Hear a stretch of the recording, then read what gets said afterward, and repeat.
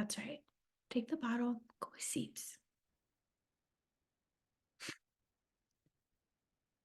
Dave, are you already drinking the wine?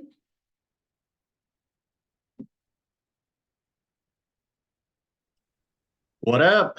Can you guys hear me? Yes, can you hear us? Welcome everyone. Welcome to the Riesling Box 2.0. Woo! It has been 3 years since the Riesling Box 1.0. And super stoked, super stoked. I mean, as most of you already know, as trite as it sounds, Riesling is definitely sommelier's favorite wine grape variety of many, the usual suspect, and it is definitely mine. But yeah, so I'm just super stoked to be drinking Riesling. I'm always stoked to be drinking Riesling, but especially to do it for box around it and drink it all month and talk about it and geek out about it. It's kind of my kind of thing. It's a little bit different from last time. So last time we did all Mosel Riesling, right? We did 4 different Mosel Riesling. One was sect, so sparkling, and then the other 3 at a different ripeness level, a different sugar level. So it was a study of kind of a residual sugar in wine, all through the lens of a Mosel Riesling. But this time we're doing more of a horizontal tasting. So we're back in Germany again this month. We're spending an entire month in Germany. However, we are looking at Riesling that's made in Mosel, Rheingau, Pfalz, and Rheinhessen. So these are 4 different regions within Germany, and you can kind of see the regional difference. So they are all, except for with an exception of sect, which is extra brut. Everything else is exactly all Kabinett level of ripeness or sugar level. So we're talking about a very consistent level of sugar, even though there's a difference between each one. It's more about just kind of the regional differences, the sense of terroir, so to speak. The terroir, we're going to talk about German terroir, essentially, is actually what we're going to talk about this month. But before we get geeky with wine, just a few logistics and announcements. This is the first of the month.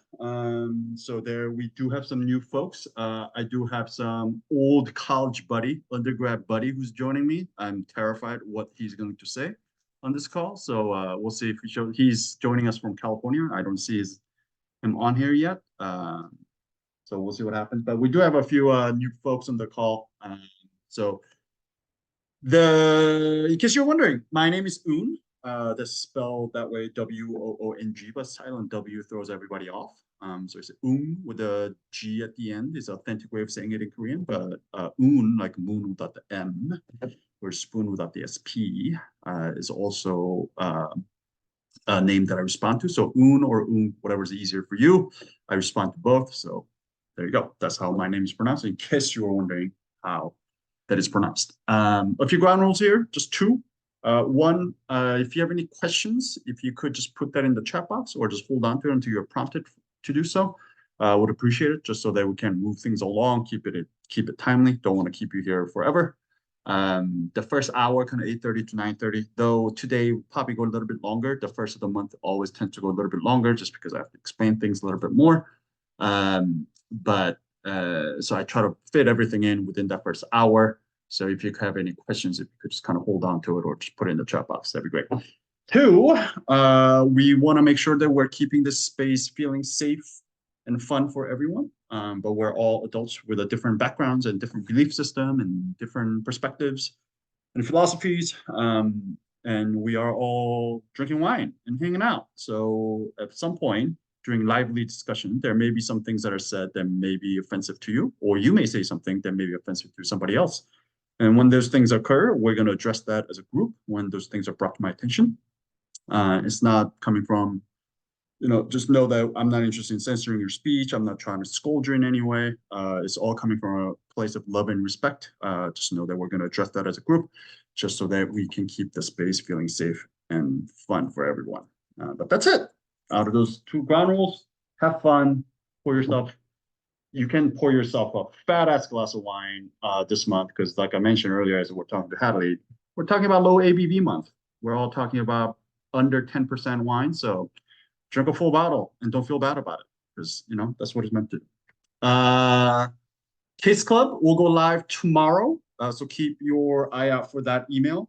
For those of you who are joining us for the first time, the rookies, Case Club is a perk program here at 6 Foot Wine Club. At the beginning of each month, you have an opportunity to purchase any of the wines that we tasted from the month before at or near wholesale cost. There are also wines that didn't make it into the box for one reason or another, but it really resonated with me. I will usually offer those as like a special offering as well, or if there's any allocations and all of that. And also because Beaujolais box is going on right now, the first 4 Beaujolais that we tasted will also be offered on the Case Club tomorrow as well. So all of that will go live tomorrow, so keep your eye out for it. I know that you haven't tasted any of the Bordeaux that we tasted last month, the rookies, but if you want to participate, you're more than welcome to do so as well. So yeah, there's that.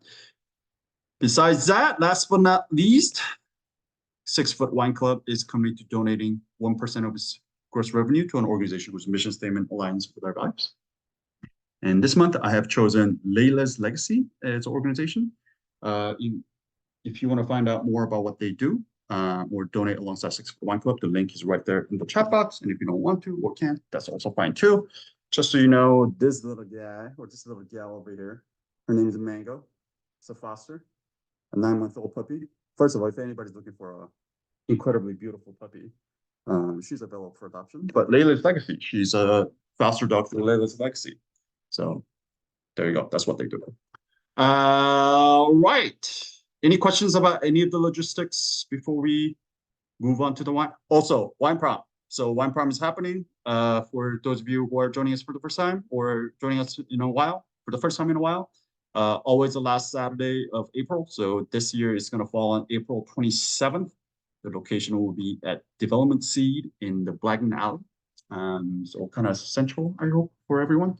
But yeah, that's where it's happening. You will get another email with the more details coming very soon, but just put it on your calendar that wine prom is happening on the 27th of April.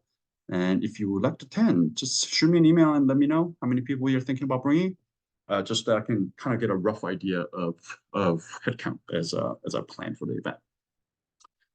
Any questions?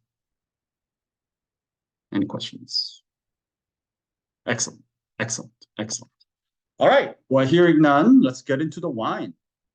First and foremost, I'd like to apologize for the absurdly, obnoxiously long and narrow shapes of these Riesling bottles. It's just Riesling bottles. They're so annoying because they're, and you can never fit them in the fridge very well, especially if you have a cork on top. It's really annoying, but it's just Riesling bottles are long. This is how it goes. Anyways, this is what we're tasting. 2021 Materne Schmitt Mosel Riesling Kabinett. For those of you who have been around for a while, you know how much I love Materne Schmitt. We've featured Materne Schmitt a few times on this wine club, but I've been watching their wines for years, and I think their wines get better every year. And I think this is kind of the perfect entry point, if you ask me, for Mosel Kabinett Riesling. I think it's very much of a textbook kind of a reference point kind of a wine, even though it's not squeaky clean, which I like about them. We'll talk about that in a second, but yeah, I'm just super excited to feature them again. Explain what this month was all about. Just out of curiosity on the call, I see a lot of veterans on here, so I kind of have a sense, but how many of you are still afraid, quote unquote, afraid of Riesling or do not like Riesling?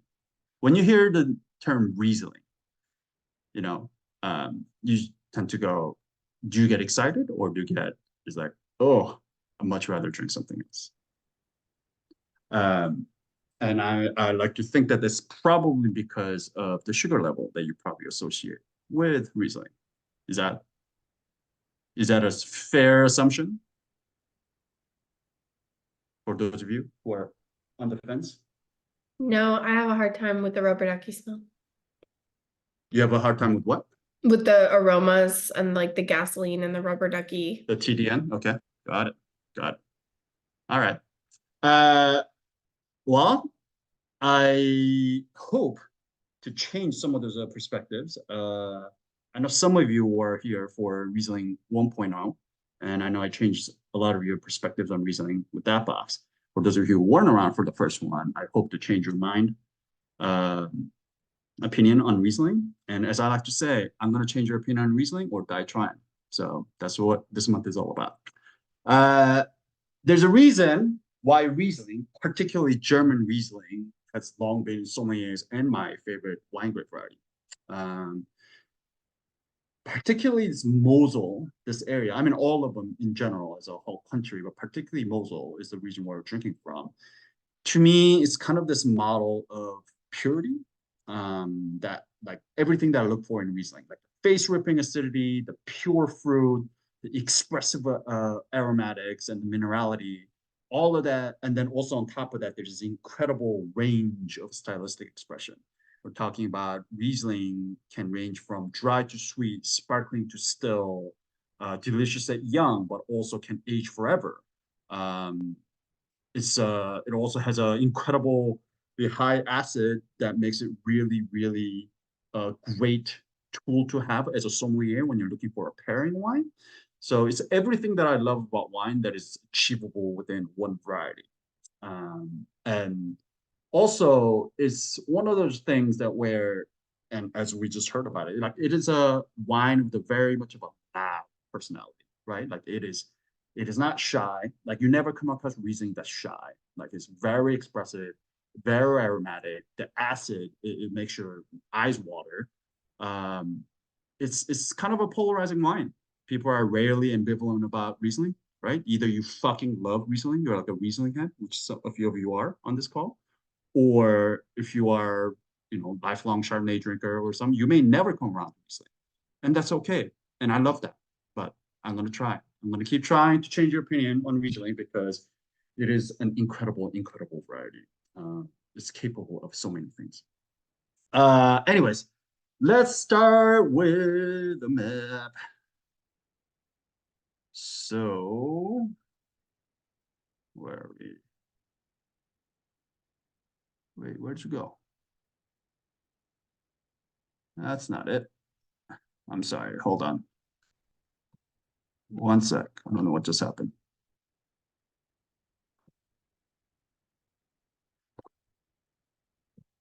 I don't know what just happened.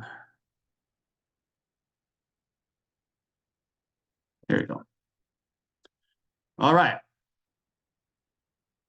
I don't need to point out where Germany is, right? You guys all know where Germany is. It's in Europe. This is France on the left, Germany. There's Austria down here, Italy. What's up here? Anyways, you guys know where it is. So this is Germany, and this is kind of a wine regions within Germany. As you can tell, there are quite a few different places all over, but most of them are centered around kind of southwestern part of Germany. Uh, these wine regions, these are all different wine regions, are Mosel, Nahe, Pfalz, Baden, Württemberg.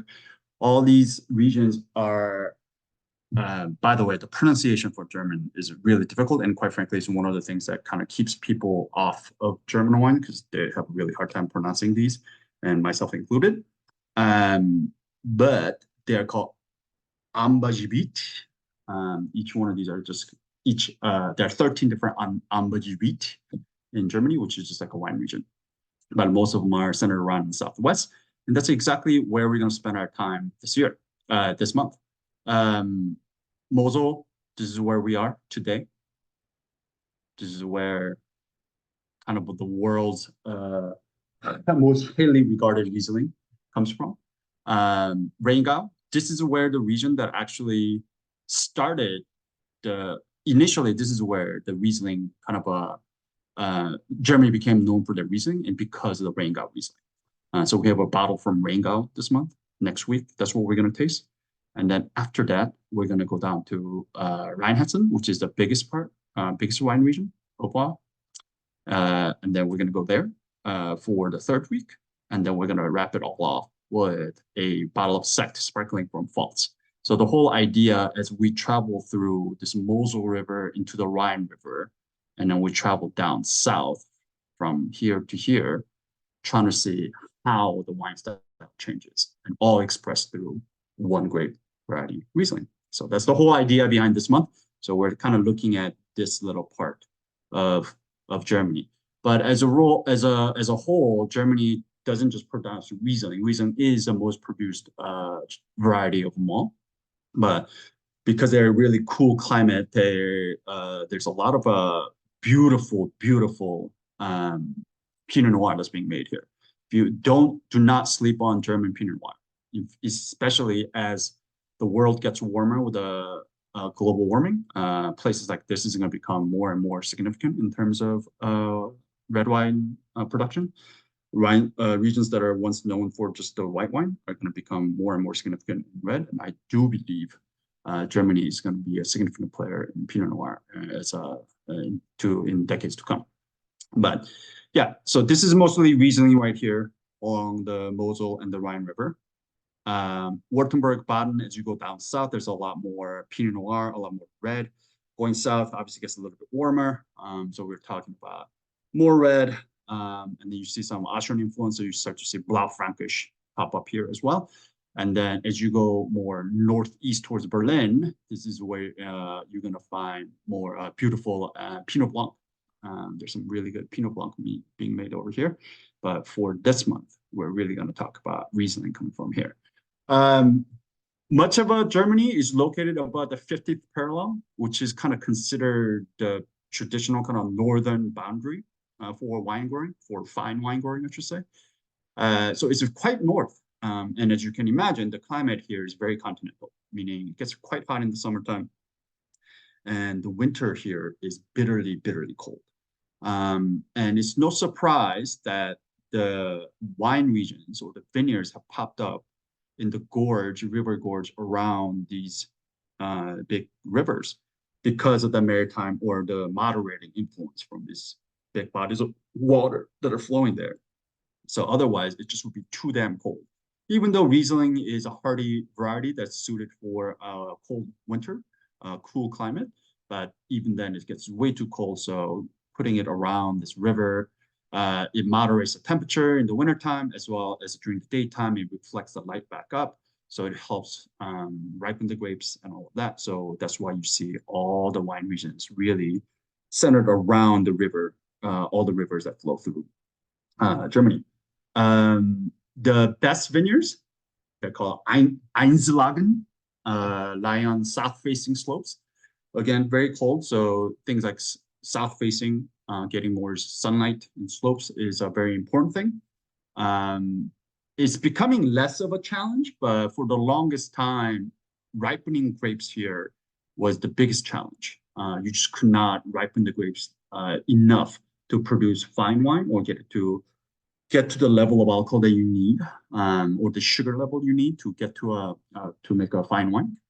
So, and we'll get to that in a second. It's part of the reason why the ripeness level, the must sugar level, has become kind of the measurement of quality in wine. And we'll talk about how that is how it's defined, but it's also providing some problem and challenges for German wines as well in a sec. But know that the biggest challenge here really in Germany is the fact that it is just very cold. When you talk about German laws, wine laws, and it is quite confusing and it is not easy to remember, but we're going to get it out of the way because we got to talk about it. If you're going to talk about German wines, you got to understand what it is that we're drinking. So when we're talking about German wines or German classification, wine laws, really you need to talk about two different things. There's government law. This is actual law, which is represented by this little triangle on the left. And then there's a private kind of a regulation system that is on the right, which is called VDP. By the way, I'll put the actual spelling of these things. Like VDP is Verband Deutscher Prädikatsweingüter. Of course, I'm sure my pronunciation is terrible. And then QBA is, I'm not even going to try to really Qualitätswein, Bestimmter, Anbaugebiet. I'll put all those spellings in the chat in a second. But essentially, one is a nationally recognized, basically a wine law system, and the other one is association of producers who got together and decided to kind of create their own quality system.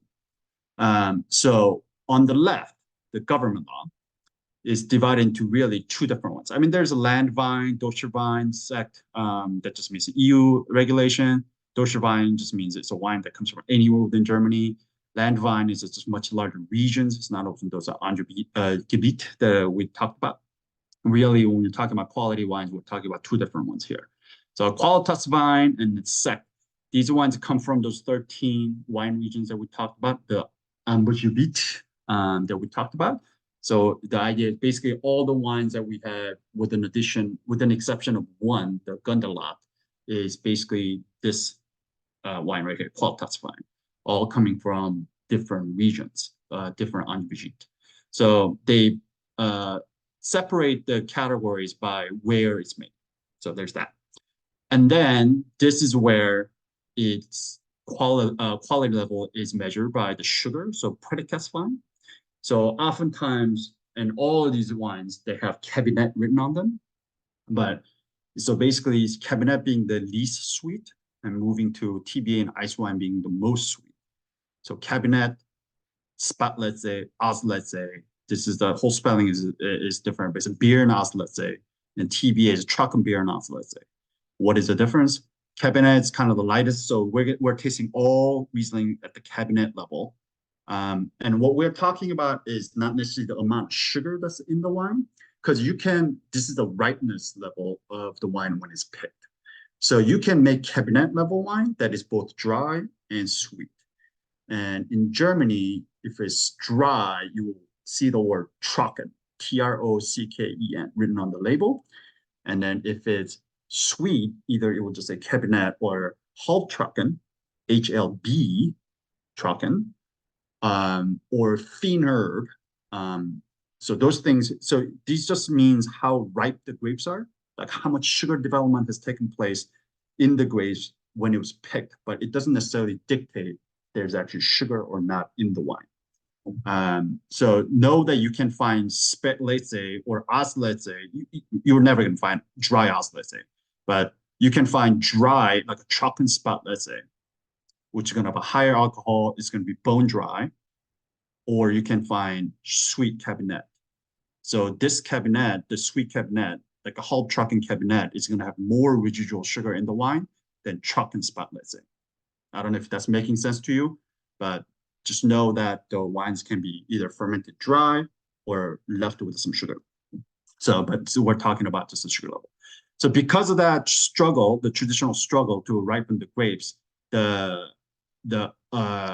more sugar that you could develop, ripen the grapes, the higher the quality was and more expensive it was. So Kabinett, even though we're just talking about picking a little bit earlier, let's say it's a late harvest, so you pick it a little bit later, so there's a little more sugar. As let's say you start to see the botrytis, which is a noble rot that we talked about in Materne last month, which kind of shrivels the grape berries and then concentrates the flavors and also adds complexity to the wine. So you start to see that appear here. Beer nas, let's say, is also botrytis affected grapes, but now you start to pick each berry single-handedly instead of picking a whole kind of a grape clusters. And then Trockenbeer nas, let's say, is when the berries have almost been completely raisined, and then so the sugar level has been even more concentrated. And ice wine is actually when you let the berries hang longer, and then it freezes, so all the water molecules within the berries freeze, and then you press it off while it's frozen, so only the sugar runs out, and that's how you concentrate the wine. And that's how ice wine is made. So in the national German wine law, and this was devised in 1971, by the way, it basically divides the wine into Qualitätswein, telling you where it comes from, which Anbaugebiet the wine comes from, which region, and then it tells you the ripeness level when it was picked. Now, let's go over to the private regulation. We have some of these featured in Riesling Box 1.0, but we have one this month featured.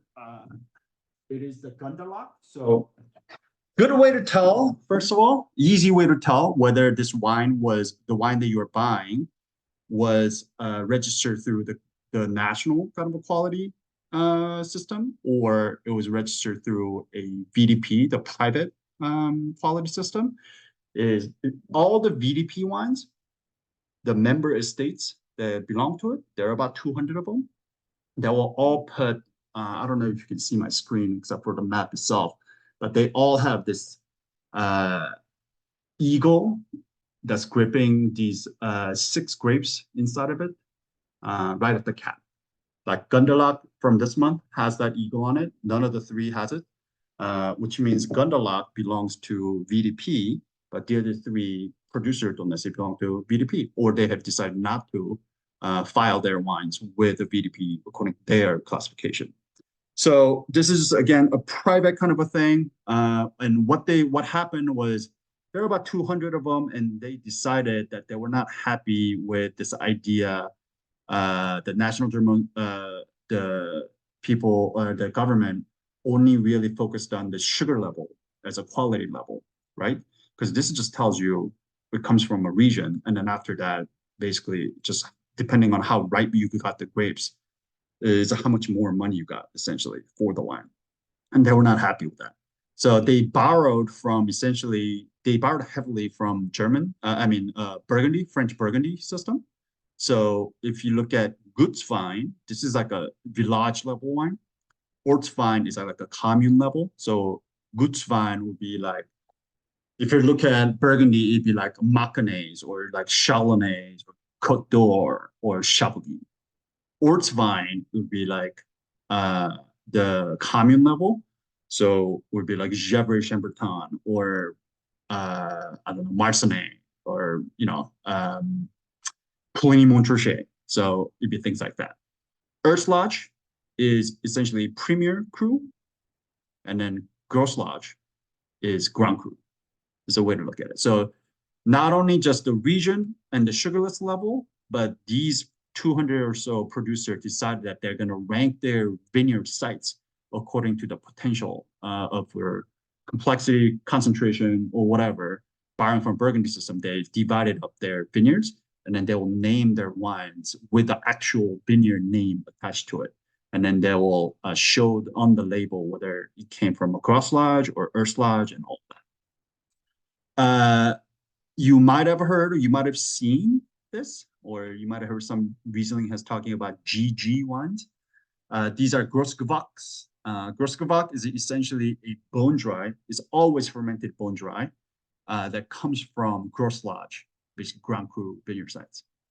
They will either have GG on the label, or sometimes it's actually kind of a branded, or as a part of the actual bottle. The bottle itself will have like a GG kind of like a branded onto it. And these are kind of the biggest craze in the Riesling world right now. Everybody is crazy about GG. They want to get their hands on all the best GGs out there by the best producers and all of that.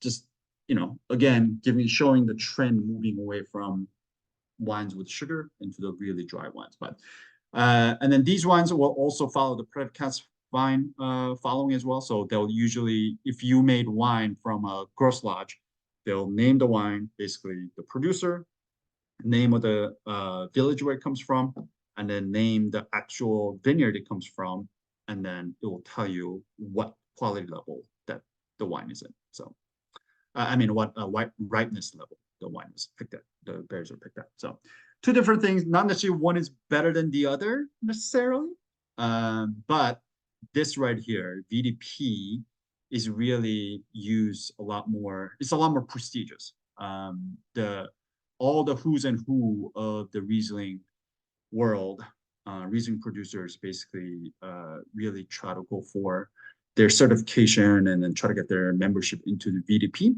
And as you can imagine, it's all private organization. It's a bunch of just wine producers who get together. So inherently, same thing can apply to here, but the wines, when there's a group of human beings with the best interest or potential conflict of interest, there's always a corruptibility that exists there as well. So, take that into your mind. But some of the most well-known, internationally acclaimed German producers pretty much all belong to VDP. But there are people who do not, like that Carl Erhardt, which is the wine that we're going to taste next week. That does not. They have some of these VDP sites as well, but the wine that we're going to taste is actually not a VDP site, even though they've been making wine for forever. And the producer we're featuring today does not belong to VDP because they're kind of a trendsetter. They're doing something completely different in a place like Mosel where tradition is everything. So, which is cool. Just to give you some idea about what this place looks like. I have some pictures, but it is basically defined by, I told you it's run by right next to, made in the gorges of these river, but it is these impossibly steep slopes and vineyards. In fact, when you go there and ever look at these things, it makes you wonder why anybody thought this was the right place to plant grapes and make wine. As you can see, it's so steep that picking these grapes, you can't really carry this up and down all day. So there's these rail, kind of a cable car, monorail system, where the workers will pick their grapes and then put it up on this cart and it will just bring it all the way up the hill. But yeah, I mean, this is part of the reason why German Riesling is also a bit expensive, is because you can't use machines on any of these. Everything has to be done by hand. And imagine just working in this kind of slope all day. I mean, look at the slope of this thing. Like, imagine working in this vineyard, right? Like, imagine you're trying to get to this site right here. Like, how the fuck do you even get down there? Like, do you walk down diagonally here and then walk over here and then traverse across? Like, this is the kind of stuff that you're dealing with in Mosel and all through the southwest of Germany, but particularly Mosel. This is kind of what you're dealing with. Here's a little bit better because it's terraced a little bit at least. There's steps, but as you can see, there's another monorail system that runs up and down. But yeah, really, really dramatic wine landscape. Also beautiful area. This kind of Mosel River kind of flows through. And you can see in this picture why the exposition matters, right? Like, look at how shady this area is versus how much sun is getting over here and sun over here. So when a really cold and cool places like this, having this, and also look at how flat this is versus how steep this is, right? Like, wines, even though it's the exact same grape that's grown, the exact same variety, the wines that are grown here versus here, right? Versus probably on the other side where it's shady, is going to be very, very different. And this is part of the reason why Mosel is a really fun area to explore, because all these different sites, and then now the VDP system has gone through and kind of ranked each of these kind of different vineyard plot sites. It's a good way to kind of taste through the different exposition terroir, again, basically just a sense of a place, why this place tastes different from here. Oh yeah, here's a very dramatic picture that I found of some guy hanging out in the corner. Like, imagine coming here and working these vineyards, like these rocky, and these aren't even like soil, these are rocks, just slates. And then you're hanging off the cliff and then going there to basically harvest these grapes. Like, it's just insane just to think about what they do out there. This is the kind of soil of Mosel. So we're talking about all the Riesling that's grown on slate, these blue and red slate are the kind of the two big different soil types, and obviously anything in between. But these rocks play a huge part. Heidi mentioned to it earlier, but one of the things that Riesling is really known for is ability to kind of show off its minerality, but also with it is this chemical compound called TDN, which kind of can be that little bit of rubbery, little bit of plasticky kind of a thing. Next week's wine has a lot of TDN in it, so you'll know exactly what I mean. That's what Mr. David Corlette calls a new dildo smell. But it has a lot of it in the next week. But as these wines age longer, mixed with this kind of mineral kind of content in the wine, it develops into this petrol-y, gasoline, gas station kind of a smell. As a Riesling gets bottle age. And I know that sounds really weird, but it's a really fun and interesting stuff that happens in Riesling. Here's some other pictures that I found. I mean, it's just insane. Like imagine working these vineyards. So yeah, so that's basically what we're doing. And we saw the picture already, but this is who makes the wine. So this is two friends. Materne Schmitt is the name of the winery. Janina Schmitt, Rebecca Materne. This is Janina. This is Rebecca. Both the German ladies. So they are kind of a refreshing change in the tradition-bound Mosel. Like I said, this is an area that's been making wine since 1400s, or Riesling has been planted here since 1400s, and you know, it's also there are not that many women winemakers. It's still very much of like an old guard, white old man winemaker driven kind of a macho culture driven kind of a place with a very strict tradition. So the fact that there's this like young woman duo that's going there, also making the wine in a completely different way, is super exciting. So the winery was founded in 2012 by Rebecca and Janina, but neither one of them actually came from winemaking background or family. They just really liked wine and decided to both pursue career in wine. So they actually met in enology school in Germany in Geisenheim. And then they went on their separate ways, and they each worked harvests in different places, ranging from South Africa. They actually came to the States. They worked in Napa. They went to Provence, Austria. They also worked in the Rhine. So they got there some experience, and they all decided to come back to Mosel. And in 2012, they reunited, and then they actually worked as shared the position as a cellar master, which are the position of people who oversee the operations of the actual wine cellar. They're the one who do the actual winemaking. Like the winemakers sometimes get their hands dirty and do all of that, but in big wineries, like there are too many tanks for one person to do all of that.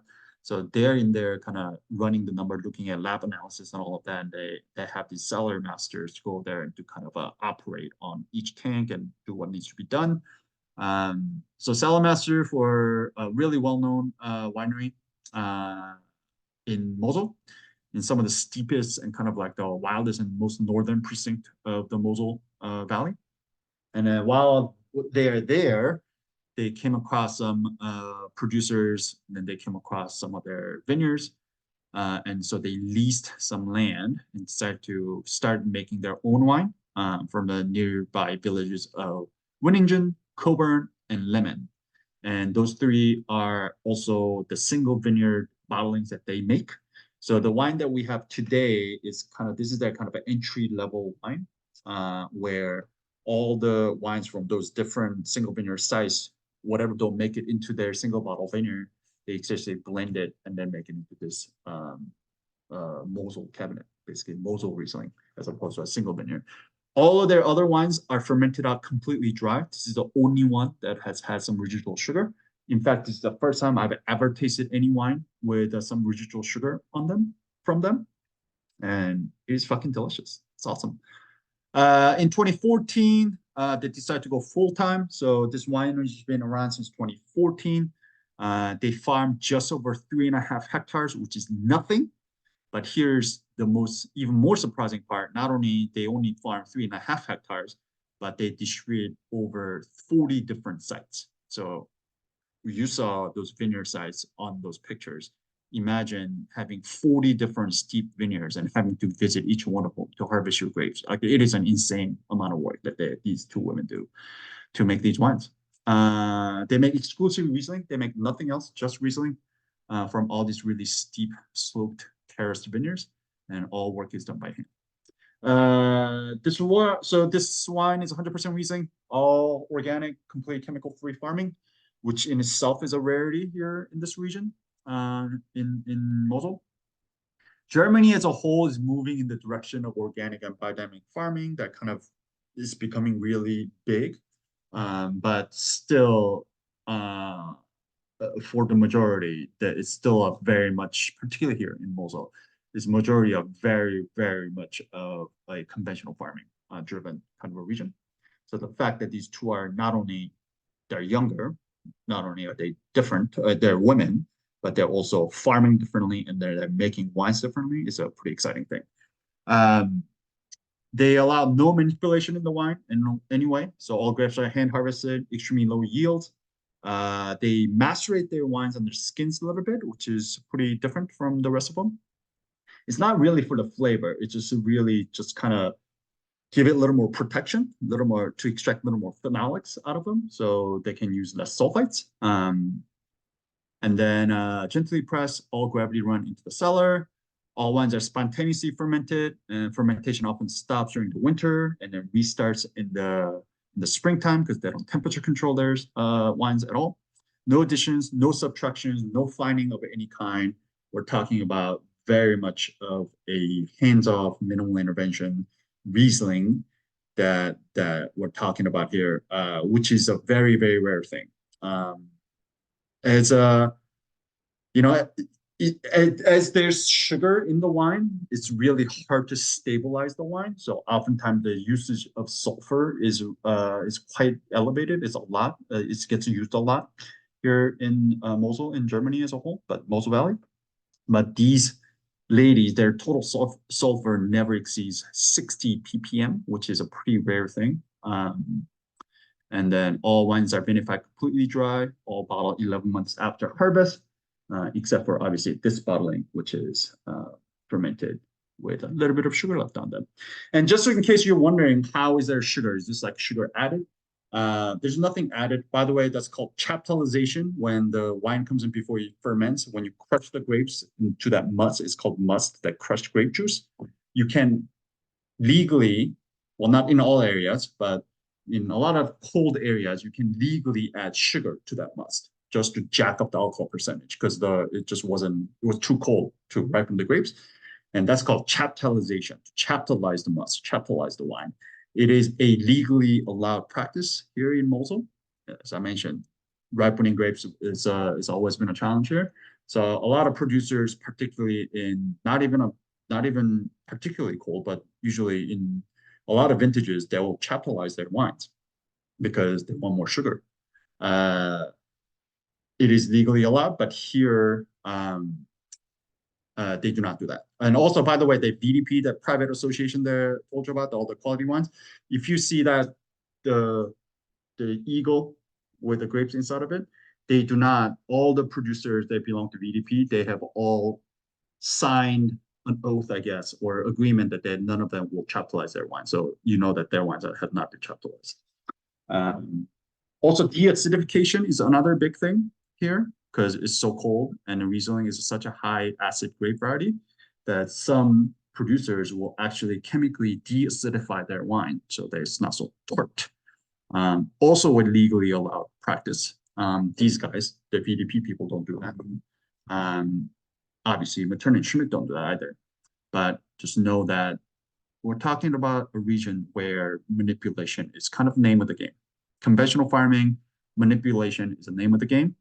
But the fact that these ladies are coming in and doing it completely naturally and trying to keep it as raw and honest as possible is a pretty refreshing change, and it's a new kind of a new direction of the Mosel, or direction it should go, if you ask me. So that's everything about the wine. I know there was a lot of information that I just covered, but German wine always gets a little bit, it gets confusing just because you got that both government and then the private thing. So which one's which? But yeah, hopefully that makes sense. If none of that is clear, leave it in the chat box. We can talk about that in another day. Any questions real quick before we move on to tasting?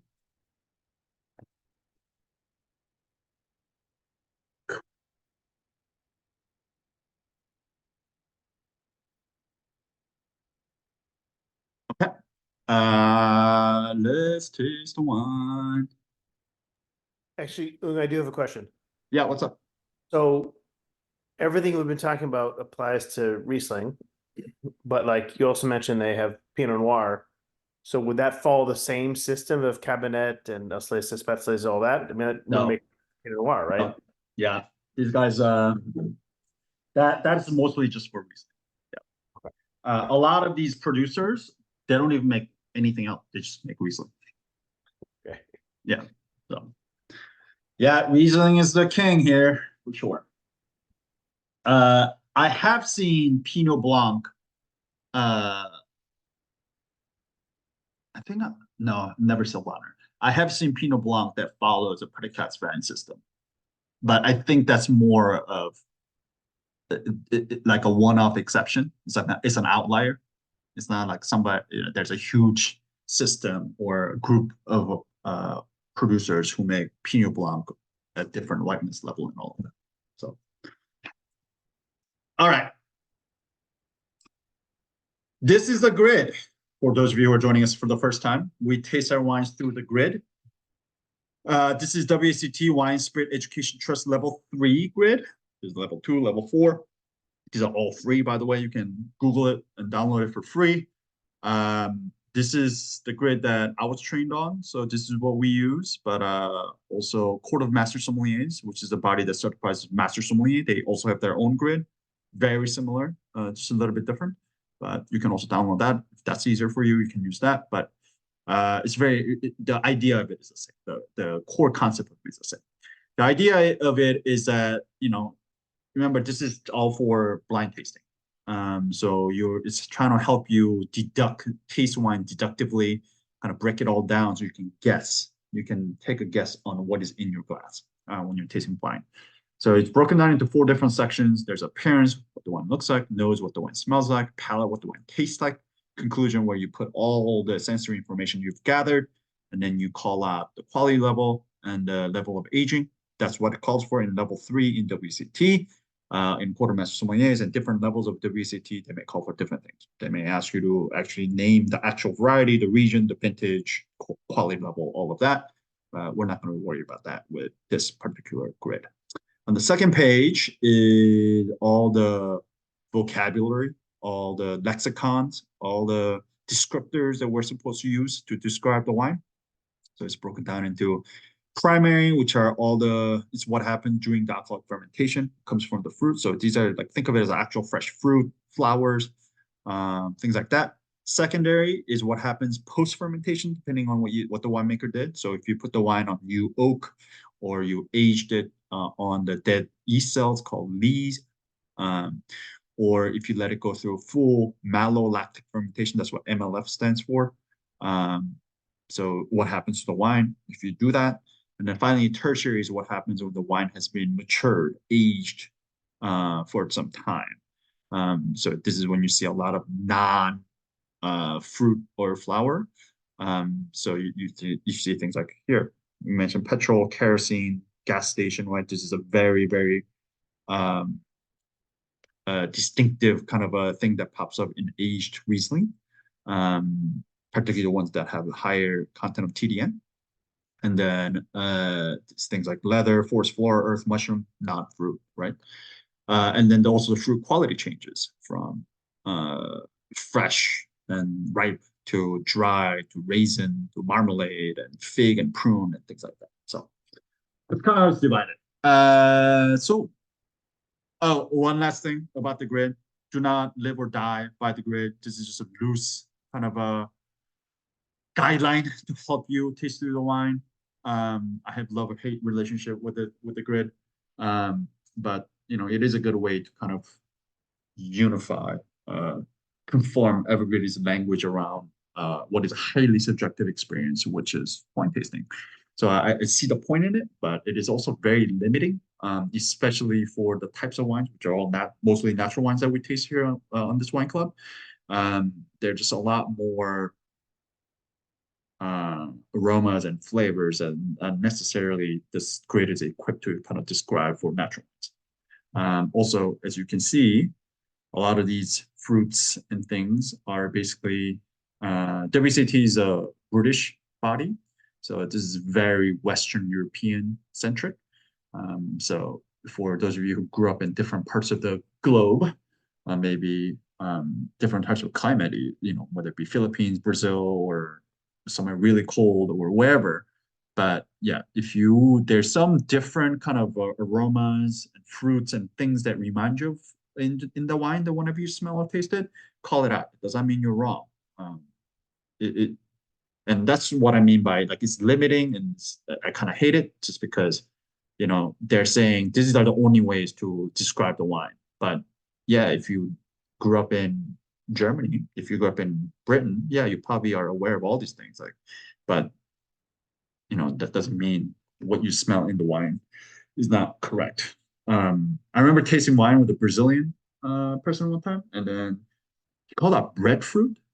Um, and I had never smelled breadfruit, but I remember while later I came across breadfruit, and I was like, oh, now I see exactly what he meant by that. So yeah, anyways, they only want you to describe wine through the lens of Western European lens, and I don't think that's the right way to do it. So if you see, if you hear, or if you taste or smell things that are not necessarily on here, it's totally fine. Call it out. All right, but anyways, let's start from the top. Appearance. So pour yourself like a half glass of wine, like 2 to 3 ounces, and then you're gonna tilt it at a 45-degree angle, and you're gonna look through the deepest core from top to bottom. Okay, so clear. I'm going to call this wine quite clear. As wine who has not been fined at all, it's actually quite clear. I'm pretty surprised actually how clear it is. Intensity. I'm going to call this maybe pale. Yeah, there's not a whole lot of color on this thing.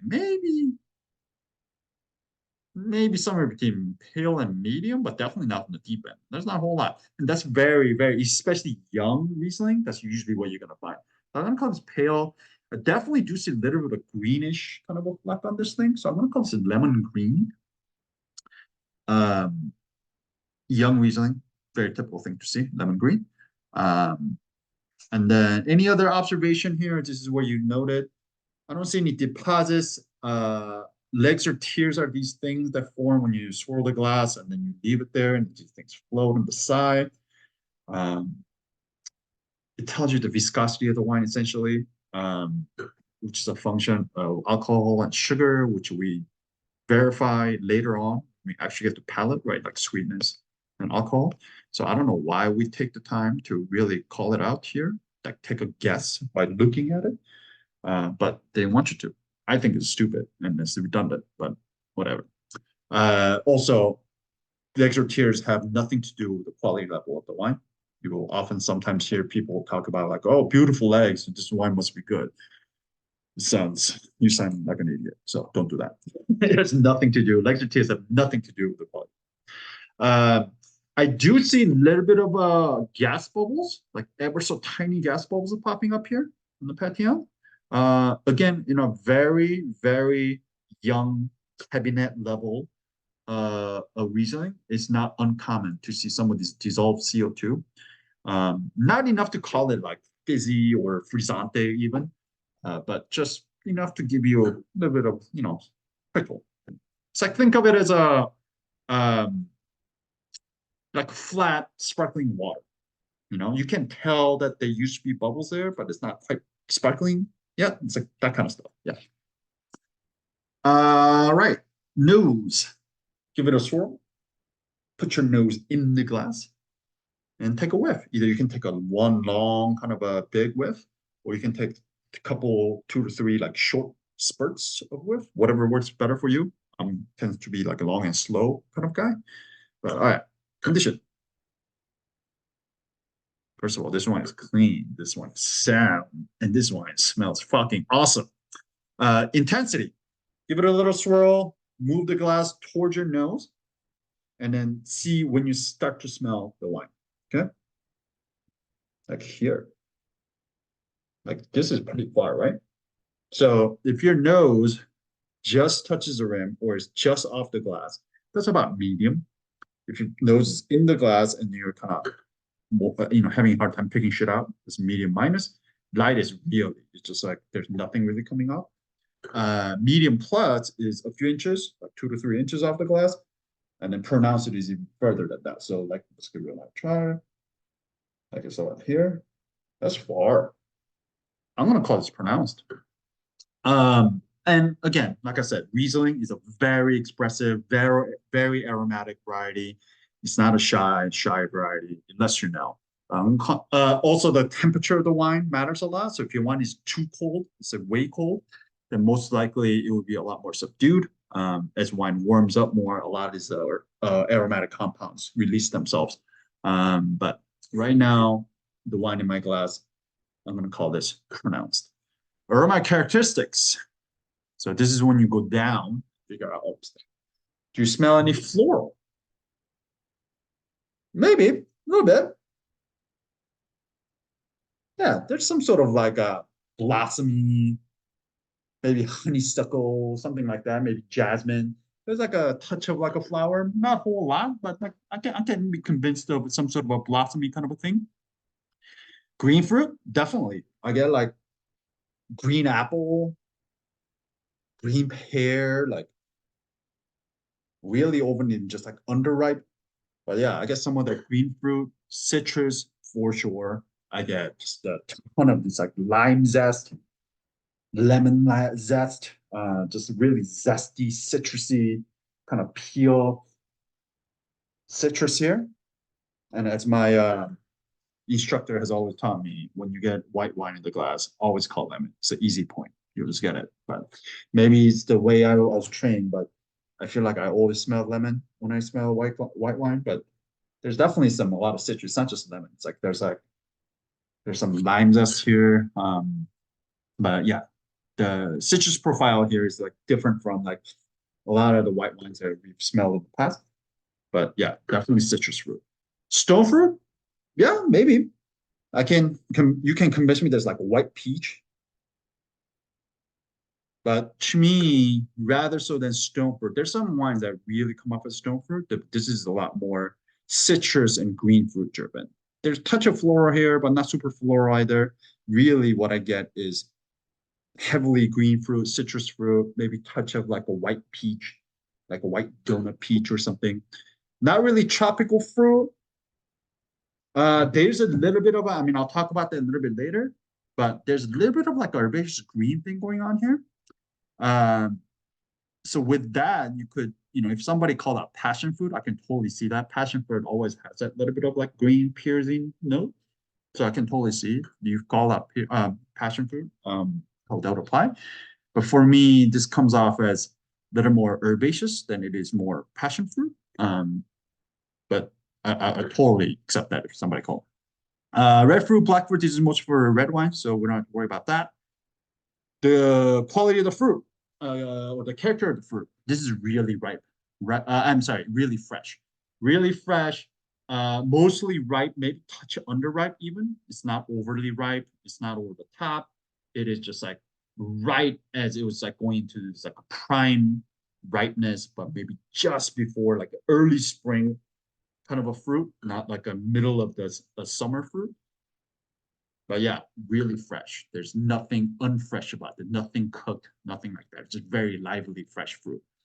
Herbaceous, like I said, maybe you call it passion fruit, but for me, this is a little more like a grassy, little more like a leafy kind of a green, not like a tropical passion fruit green.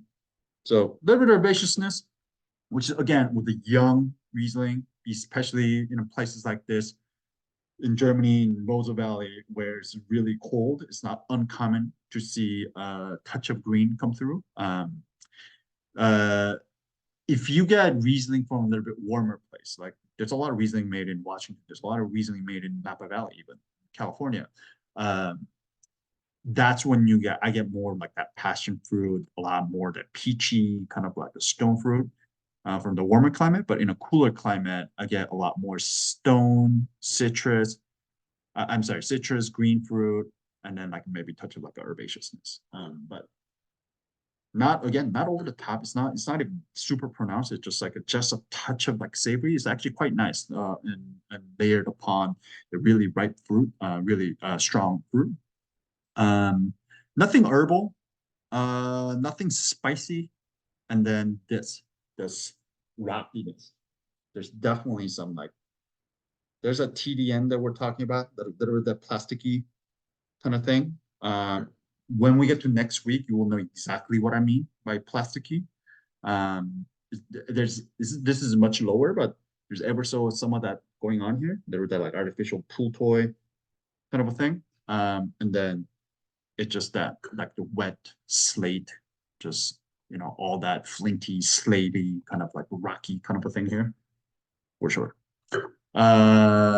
Secondary, by the way, this is not necessarily, this is a big mystery in the wine world. Nobody really understand why we get this sensation, rocky vibes, feels in the wine. It's not like the minerals themselves actually make it into the wine.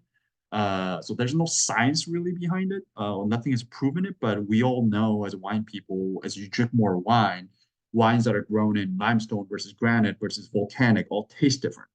And then there's something to it, but we just haven't, the science hasn't gone there to really explain what's happening to the wine on a chemical level. But there's definitely some sort of like and it could just be a pure placebo power of suggestion kind of thing, just knowing that these wines are grown on slate. But gunpowder, flint, slate, these kind of things are very common things that you find in Mosel Riesling.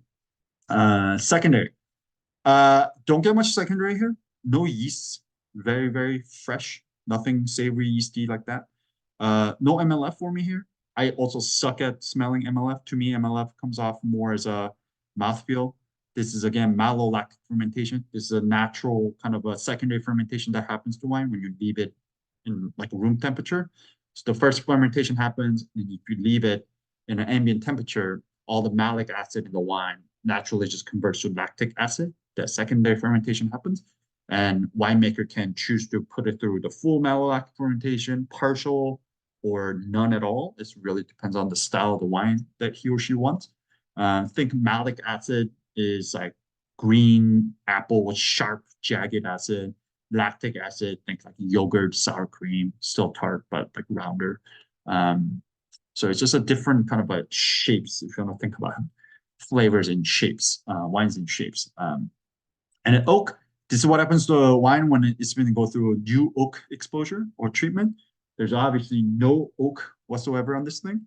No new oak, but all these like warming baking spices pop out when you put it through new oak. None of that. Tertiary, this wine is way too young. It's 2021 to have any of the tertiary things popping up here. So no tertiary here. It's going to be all primary here. And then no secondary here, but really they're just fresh, primary driven wine here. All right, let's taste it. Palate.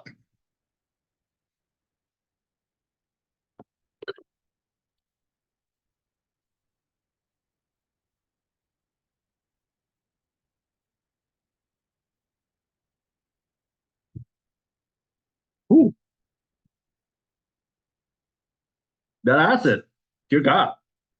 All right, sweetness. This is off dry.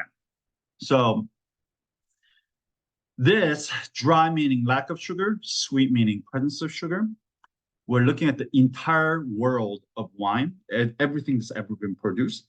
So we're looking at dry from like 0 grams of sugar to like 9 grams of sugar. It's not clear cut. There's a lot of perception that plays here. But to luscious being like something like Hungarian Tokaj that gets up to like 350 grams per liter. So, you're trying to place a wine within that entire kind of spectrum. And I'm going to tell you now, about 95% of wine that's produced in the world are dry wines. So when in doubt, you can go to dry. But this wine, there's definitely noticeable amount of sugar here, right? It's not super high. It's just enough sugar to kind of give balance to that acid. Like imagine this wine without any sugar on it. Like it would be really, really sharp. It's like, I give this analogy all the time, but it's like lemonade, right? If you just bit into a slice of lemon on its own, it's really jagged, it's really sharp, right? All that acid, it's really tart.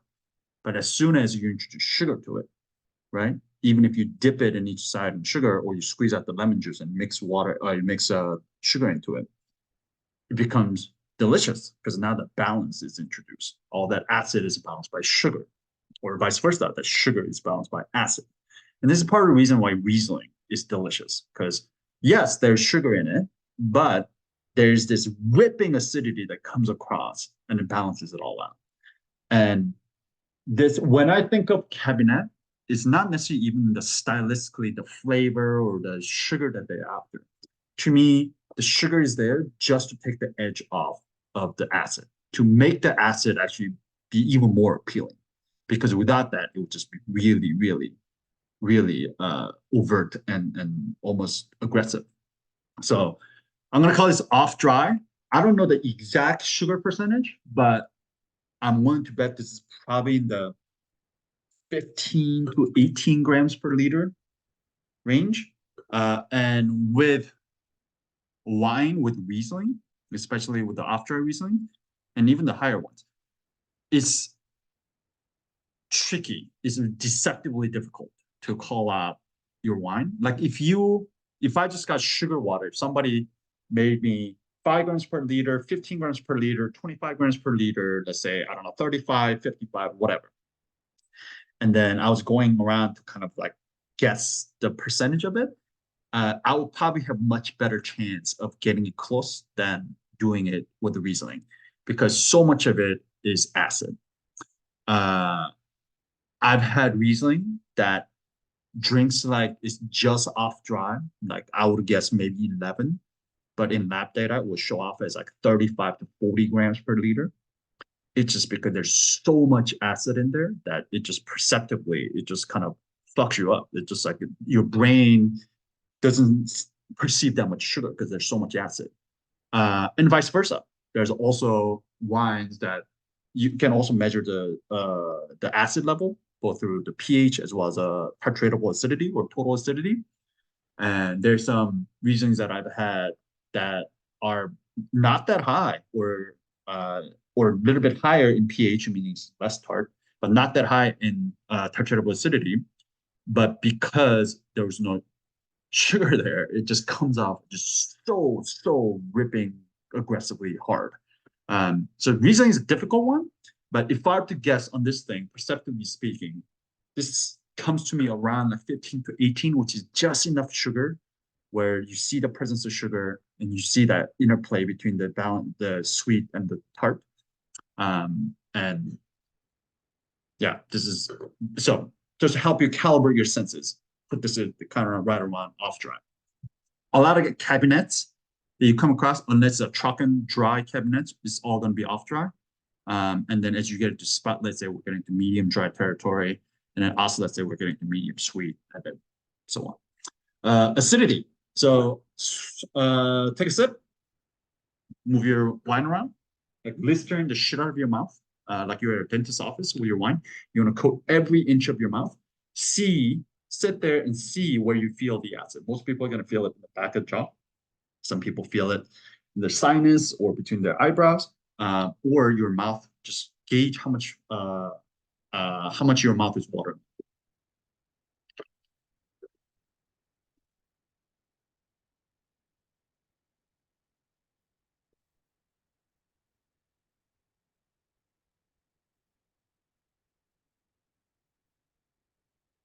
Cool. Yeah, that's massive there. Again, initially, if I was just drinking this, I don't think it was all that high in acid, but sitting there with it, because that sugar, again, it balances the acid. But sitting with it, like my jaw is still full. So I'm gonna call this high acid. Yeah, this is definitely some acid here. By the way, every wine this month is going to be ripping acid. So if you're sensitive to acid, I highly recommend that you take some Pepcid or anti-acid pills, because you are going to drink some acid this month. Tannin, we don't have to talk about that. There's a polyphenolic compound that's found in skin, seeds, stems. This is what gives you that kind of drying sensation in your mouth.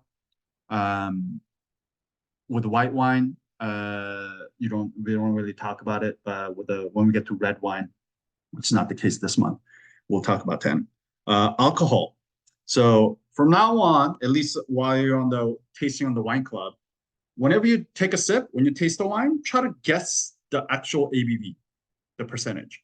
See if you can get close. And obviously practice will make you perfect, but pay attention to the kind of warmth in the back of your throat after you swallow or after you spit it out, and trying to take a guess.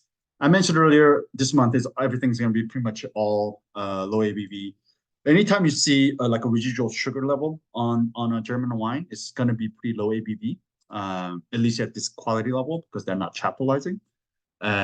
So this, I already know what it is because I looked at it. It's 9%, so which is going to be pretty much low alcohol. So the way to think about it is medium is 12 to like 12 and a half, 13, I'm sorry, 12 to like 13 and a half, medium plus is 13 and a half to 14 and a half, high is 15, medium minus is like 10 and a half to 11 and a half, low is below 10 is basically what it is. And this is 9%, so this is definitely low ABV, and it feels like it. It doesn't taste like much alcohol at all. Body, move it around, and this is where I'm going to give you the milk analogy. This is going to divide the room. Either you're going to be team milk or you're going to think I'm disgusting. So think of full as whole milk, medium as 2%, light as skim milk. I'm not talking about flavor, but just the viscosity. Imagine you're swishing 2% or whole milk around your mouth and how much weight that would feel like. So move it around and see what this wine feels like.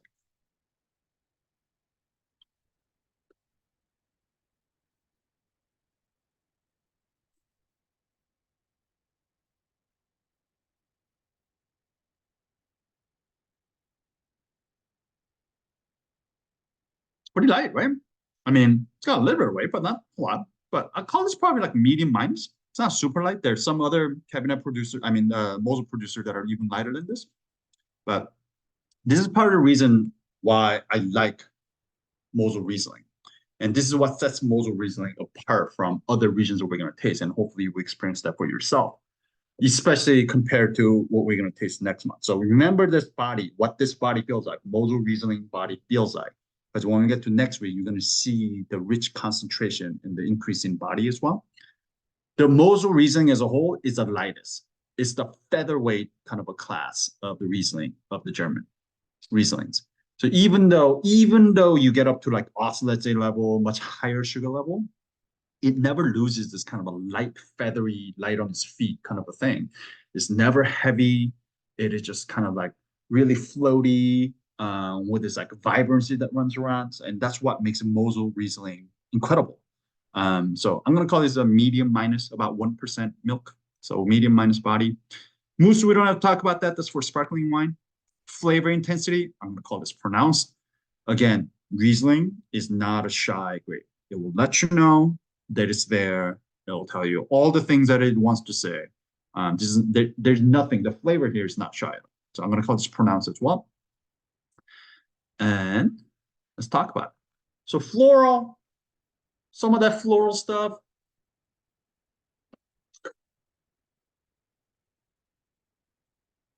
Again, not a super floral wine, maybe touch of this blossom. But again, to me, this really was like, holy shit. I'm not leaking all across my keyboards. That's how much acid is in this wine as I'm talking. It's all about the green fruit, citrus fruit, touch of stone, but really here, the green apple, the green Granny Smith apple, green pear, ton of this lemon, lime zest, just really citrusy. Maybe there's some of that white peach, but really green fruit, citrus fruit, touch of underripe, but really fresh, touch of that like savory, green kind of a thing, leafy thing going on here.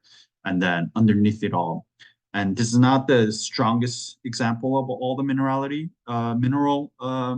reasons you're going to find, but there's definitely some like that slaty kind of rocky kind of a thing going on here.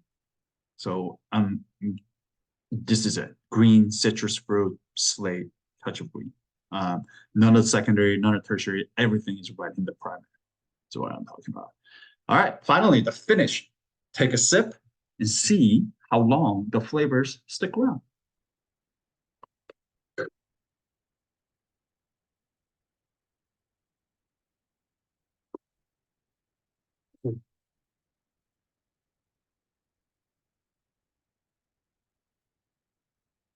Hmm.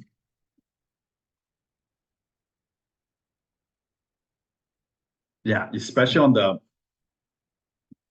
and just sit with it. I get a lot more of that kind of savory thing that come on, like it hits you with that intense like citrus, the blossomy kind of a thing, and then that the savory thing comes in a little slate. But you know, I'm gonna call this like higher end of medium, lower end of medium plus, but it's not super long. Like there's Rieslings that go much longer. I'm gonna call this about medium right now, as this wine is sitting in my glass.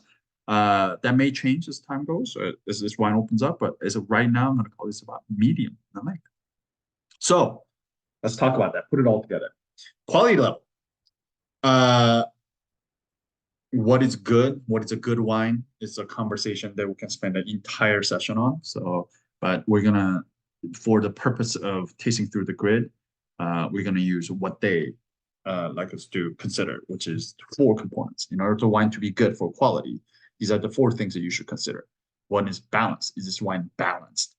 Is there anything that here is so overwhelming that it stops you from experiencing other things? I don't think so. I think this is a wine quite balanced. You could argue that the acid is too ripping. Sure, maybe it's too sweet. I don't think that's necessarily the case. I think, in fact, the sugar acid balance on the thing is perfect. And then all the fruit is still popping. Like I'm tasting all the other things, despite all the sugar and the acid that's here. I think everything is harmonious. I think it's great. So balanced. Concentration. We called it pronounced on the nose, pronounced on the palate. So very, very concentrated. A lot of concentration here. Complexity. How many different things are you smelling or tasting? We called all the primary things, like touch of flower, but really green fruit, citrus fruit, touch of maybe peaches, green, and mineral. Really, what it comes down to me is green fruit, citrus, touch of leaf, green savory, and mineral. All in primary, no secondary, tertiary. So call that about like medium, maybe. You can even call it medium minus even. But I call that about medium complexity. And then finally, the length is, we call it medium. So balanced, pronounced concentration, very high concentration, medium complexity, medium length. So we got one medium plus, one pronounced, and a medium. So if you take the average of all of that, where do you find yourself, right? So I would say, what is that? Somewhere just a shy of a medium plus, right? Somewhere between medium plus is where you're gonna find yourself if you take the average of that. So being generous, when I'm splitting the difference, I always like to go up. So if that average is medium plus, you go with very good. If that average is medium, it's good. If that average is outstanding, pronounced or high, then it's outstanding. If that average is medium minus, it's acceptable. That average is low, that's poor. Faulty just means there's something wrong with the wine. So we're talking about somewhere between good and very good is where we're landing. We basically landed on two mediums and then 1 pronounced. So I'm going to split the difference between good and very good and give it very good. But if you landed on good, totally understand. But yeah, I'm going to call this very good. Level of readiness for drinking and potential for aging. There are 2 things you should consider when you're considering aging the wines. There's a structural component and there's a flavor component. Each one of those components gets broken down into 2 different subparts. The structure component gets broken down into tannin and acid. Does this wine have high tannin and high acid? We call it high acid, right? No tannin here, but high acid. So basically acid and tannin serve as this kind of like a vertebra, like the structural backbone. So all the flavors can stick to it and hold on to it as opposed to falling apart. It gives you the rigidity, right? This has a really high acid, so gives a good backbone. Flavor-wise, flavor component, that also gets broken into 2 subparts, which is intensity and complexity. We call the intensity-wise a lot, right? Pronounced both on the nose and the palate. And then the complexity we call medium, right? All primary, but really just kind of green fruit, citrus, maybe touch of stone and flower, but not a whole lot. And the minerality and then green savoriness.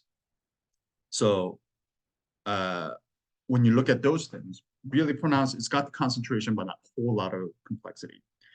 The whole reason why you age wines to add complexity to the wine, right? As these wines age, all that primary fruits and flavors will turn into non-fruits and flavors, adding tertiary kind of flavors, adding more different kind of flavors while still holding on to the primary. So you still have fresh fruit and also these kind of old non-fruit things, increasing the complexity. That's the whole reason why you do it. So with this wine, I say this wine can drink now. I think it's drinking beautifully. I think there's an incredible freshness here. There's a vibrancy. There's this kind of electric kind of a tension, like nerviness that's inside this wine. A lot of that kind of like dissolved CO2 kind of gives it that kind of really fresh vibrancy as well. So I think it's delicious right now. But if you do want to lay it down, I do think it's got the acid, high acid, and it's got the concentration. Maybe somewhere, even though there's not a whole lot of different things, maybe some of those primary things will turn into more of the non-primary thing, non-fruit things. Maybe add some petrol, maybe some more mineral expression will come in here. So I would say, if you wanted to age this, if with Riesling that I'm going to age for a very long time, I want to see more complexity here. But given what it is, if you want to lay this down for, let's say, next 5 to 8 years, I think it will give you a really good sense of what this wine is going to do in terms of developing that petrol, if you like that, if you developing the petrol or not. But if you want to drink that now, I think it's perfectly fine. So drink it now.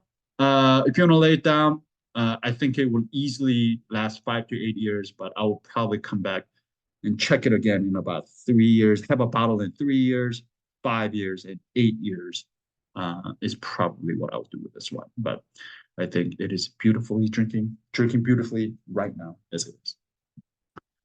All right, that was a lot of talking. I know that was very, very long, but again, first day of the month is always long. So thank you all for sticking with it. Any questions?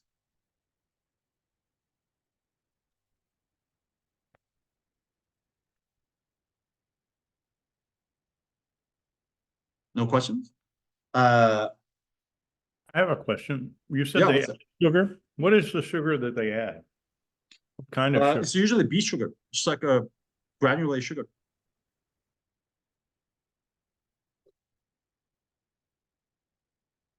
Literally like Domino's sugar.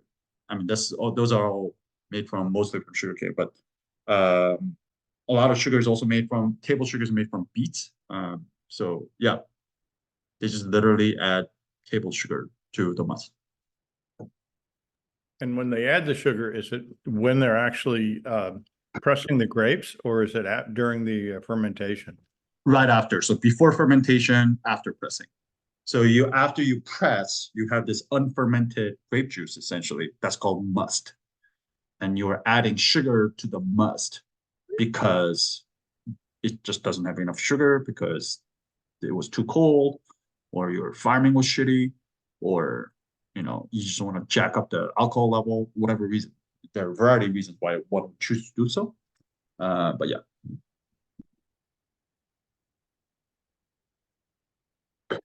Any other questions?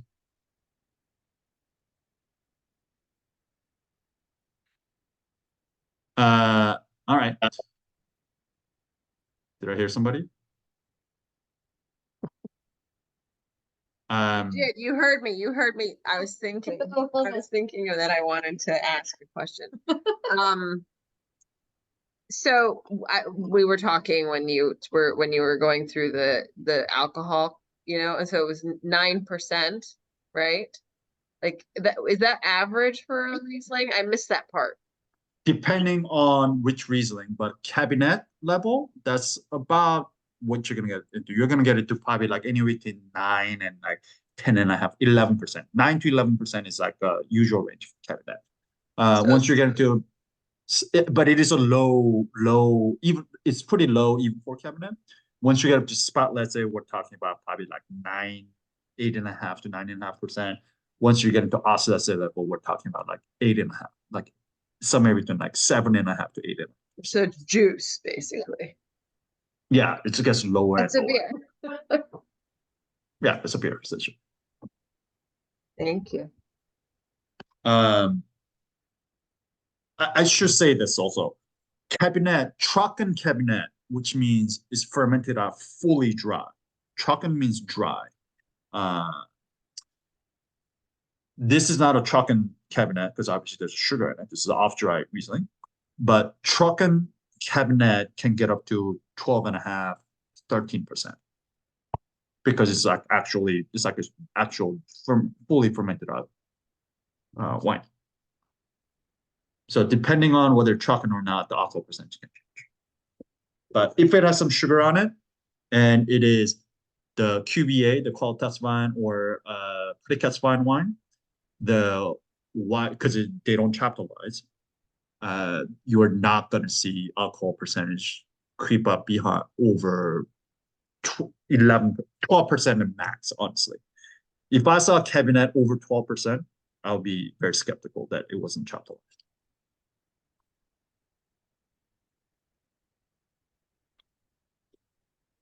I know we lost a lot of people. It's probably lying very long. But how many of you guys like this wine? It's fucking delicious, right? It's Very, just very much. yeah, it's just delicious. Like forget everything, all the tasting notes that I just said. It's just like so pleasing to my palate. Is the way I felt about this one. It's just outrageously delicious. So yeah, there you go. Let's play this game. How much do you think this wine is, and how much would you be happy paying for this wine on a retail shop?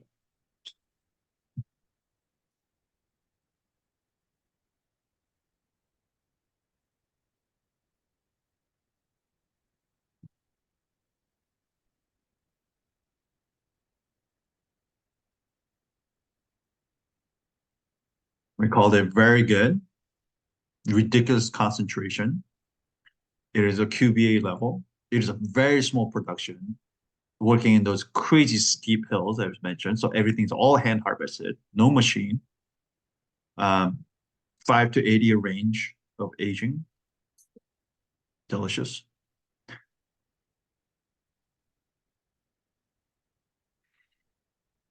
'26, 26, 30, 2015, 19, 25, 30. So quality Riesling is usually not cheap. So this bottle, and it's particularly also because it's a very small and small scale producer, but this bottle in the retail store will go for about $34. Just to give an idea. But I don't know. Good Riesling is just like that. There you go. We also scooped up every last bottle of this wine that was available in DC, and we were exactly 3 bottles short of what I needed. So the wine captains got shorted. So if you see wine captains, don't rub it in their face how delicious this is, because they didn't get it. I'm getting them a replacement bottle. I'm getting them something different, but they didn't get this bottle. So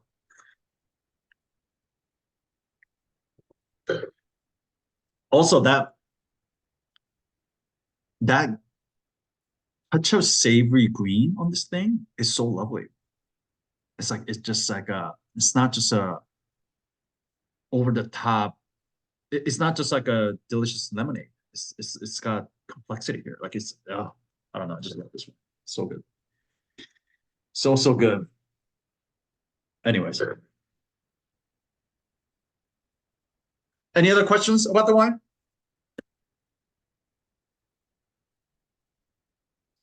Man, we're losing peeps fast today. Oh, I see you, Jamie. I see you just joined in.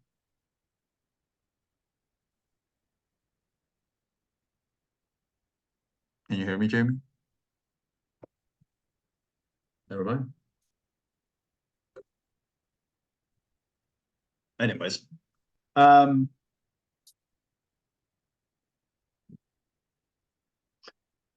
just RSVP'd for Well, sort of. Wine problem's gonna be a mess for me. What? Why? Well, I'd like to come, but my wife is not gonna be able to make it.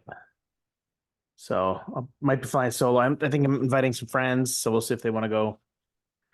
It's all up in the air, man. I can't give you a number or even close at this point. All good. Yeah, I mean, yeah, I'm gonna probably pump out the tickets for that this week. Probably over the weekend, probably. But yeah, at that point you can just buy tickets, but you can let them know longer you wait, more expensive it becomes. So I think we're gonna do a Korean barbecue for the dinner portion of it. Ooh. Yum. Yeah. I think we're gonna be So does that mean we'll have Riesling then for? we'll definitely have a Riesling. And we're gonna have a lot of Beaujolais as well. I was just gonna say drinking this. I was like, I really want like gochujang something like Yeah. this I think begs for food. we're gonna have a honey pig cater. So Ooh. there's gonna be a lot of other things besides meat, but yeah, there's going to be some meat. Yeah. Yeah. No, I think we're definitely down for wine prom. We last year it was like the same weekend, or it was like the same day as Glenn's baby shower. And the year before, yeah, we had a wedding. So yeah, like we've missed since it's been a thing. So this will be our first wine prom. I'm very Well, excited. Here we are. You see Yeah. what a shit becomes. Yeah, no, like was it like the first one? Isn't there like a murder like right outside like that night or something? Yeah. But we don't know if it was a murder. We don't know if But- somebody actually died, but somebody did get shot. Yeah.